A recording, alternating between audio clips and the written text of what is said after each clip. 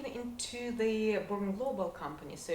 the born global term, although it kind of like you connect it to the emergence of internet, but actually the first academic article about those companies was written in 1994. So it means that this phenomenon has been existing, and like first famous academic article. So I'm sure that there were articles before, and then the phenomenon has been around much longer. However, I think like and there they have the authors had a definition for born global is the company which went international within 6 months to 2 years from its inception. I believe currently with the development of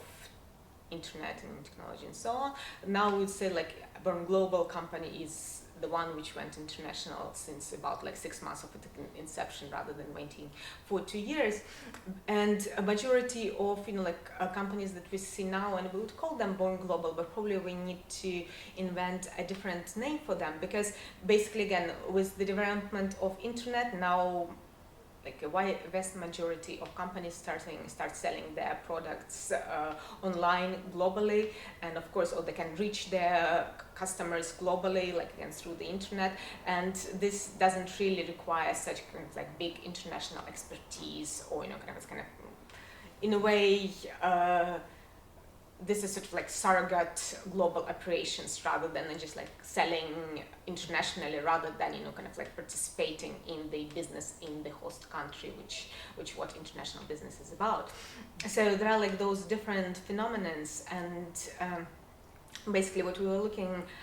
at the factors which make such companies born global companies, which make them successful.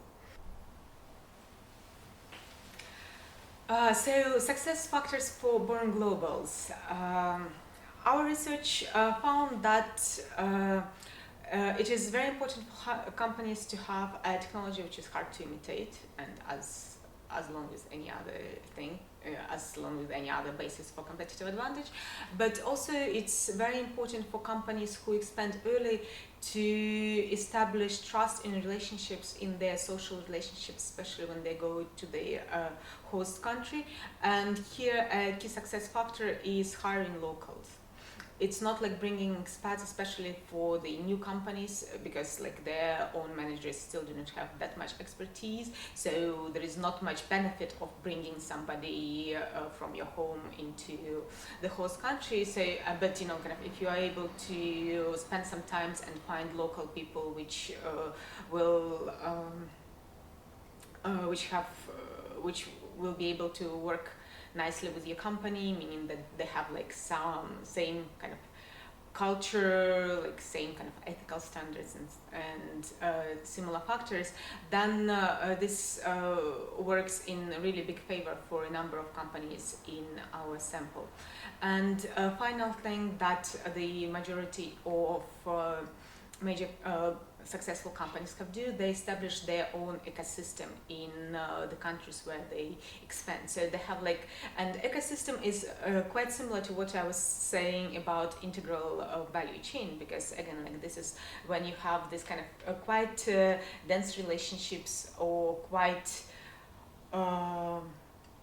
intense relationships between the suppliers and producers, and kind of like everyone works as a part of a team, and like creating the best product, like final product for the market, rather than just like like everyone is competing with their own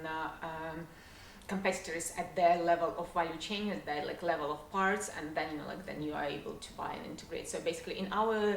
case, for the small companies, for the new companies which internationalize, their ability to establish again like this ecosystem of the trusted partners, suppliers, and like customers, and like make this work has happened